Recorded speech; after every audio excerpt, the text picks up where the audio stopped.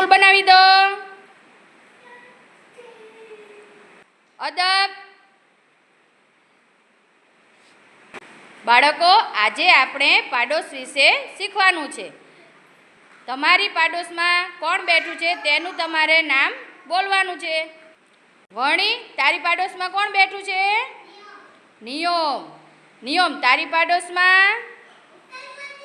કર્મદીપ. કર્મદીપની પાડોશમાં?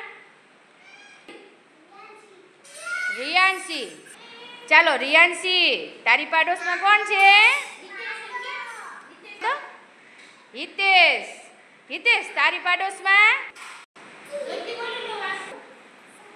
સાક્ષી. સાક્ષી, તારી પાડોશમાં કોણ બેઠું છે? પાડોશમાં કોણ બેઠું છે? જીયા. સરસ. જીયા, તારી પાડોશમાં? ક્રિયાંશ. સરસ. ક્રિયાંશ, તારી પાડોશમાં? દેવ. સરસ. દેવ, તારી પાડોશમાં? રીજા. સરસ. ચાલો તાળી પાડો.